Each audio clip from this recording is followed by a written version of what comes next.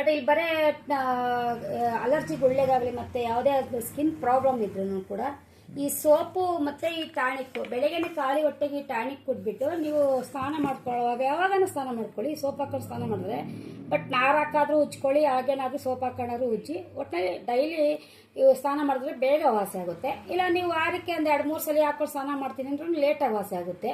ಅದು ನಿಮ್ಮ ಡಿಫ್ರೆಂಟ್ ಆಗುತ್ತೆ. ಈಗ ನನ್ನ ಮಗಳಿಗೆ ಹಾಗೆ ಸ್ಕಿನ್ ಪ್ರಾಬ್ಲಮ್ ಆಗಿತ್ತು.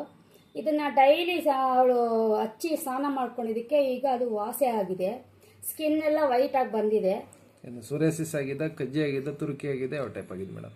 ಅದು ಆಕ್ಚುಲಿ ಅದು ಏನಂತಾನೆ ನನಗೆ ಗೊತ್ತಾಗೇ ಇರಲಿಲ್ಲ. ನಾನು ಒಂಥರ ಅಲರ್ಜಿ ಗುಳ್ಳೆ ಥರ ಆಗ್ಬಿಟ್ಟಿತ್ತು. ನಾನು ಮಾತ್ರೆ ಟಾನಿಕ್ ಎಲ್ಲ ಕೊಟ್ಟೆ, ಬಟ್ ಅದೇನು ಯೂಸೇ ಆಗಲಿಲ್ಲ. ಅದಕ್ಕೆ ಈ ಸೋಪ್ ಒಂದ್ಸರಿ ತೊಗೊಂಡೋಗಿ ಹಾಕಿದ್ಮೇಲೆ ಇವಾಗ ಅವಳಿಗೆ ಅದು ವಾಸ ಎಲ್ಲ ಆಗಿದೆ.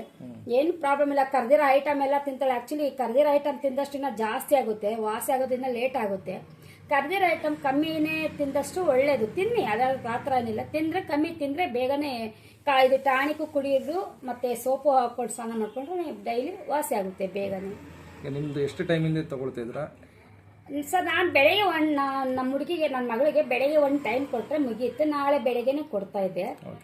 ಮಗುಗೆ ಡೈಲಿ ಸ್ನಾನ ಮಾಡ್ತಿದ್ಲು. ನೋನಿ ಮಾತ್ರ ಒಂದು ಟೈಮ್ ಕೊಡ್ತಿದ್ರಿ? ಹೌದು ಸರ್, ಹೌದು.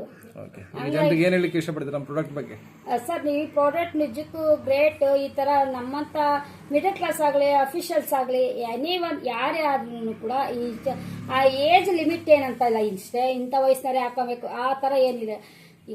ಚಿಕ್ಕ ಮಗುವಿಂದನೂ ದೊಡ್ಡವ್ರಿಗೂ ವಯಸ್ಸಾಗಿರೋರು ಕೂಡ ಈ ಸೋಪು ಮತ್ತು ಈ ಟಾನಿಕ್ ಕುಡಿದ್ರೆ ಈ ನಿಮಗೆ ಆರೋಗ್ಯಕ್ಕೆ ಒಳ್ಳೆಯದು. ಮತ್ತು ಮೈಕೈ ನೋವು, ಶುಗರ್ ಅನ್ನೋದಿದ್ರೆ ಈ ಟಾನಿಕ್ಕಿಂದ ನಿಮ್ಗೆ ಯೂಸ್ ಆಗುತ್ತೆ. ಸೋಪಿಂದ ಸ್ಕಿನ್ ಪ್ರಾಬ್ಲಮ್ ಏನಿದ್ರೆ, ದುರ್ವಾಸನೆ ಏನಾರ ಬರ್ತಿದ್ರು ಕೂಡ ಈ ಸೋಪಿಂದ ನಿಮಗೆ ದುರ್ವಾಸನೆ ಕೂಡ ಅದು ಹೋಗುತ್ತೆ.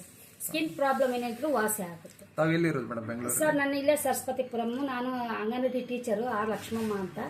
ನಾನು ನನ್ನ ಮಗಳಿಗೋಸ್ಕರ ಇದನ್ನ ತಗೊಂಡೋಗಿ ಯೂಸ್ ಮಾಡಿದ್ದಕ್ಕೆ ಈಗ ಪರವಾಗಿಲ್ಲ ಸರ್. ನನ್ನ ಮಗಳು ಹುಷಾರಾಗಿದ್ದಾಳೆ. ಥ್ಯಾಂಕ್ ಯು ಮೇಡಮ್, ತುಂಬ ಧನ್ಯವಾದಗಳು ನಿಮ್ಮ ಮಾಹಿತಿಗಾಗಿ.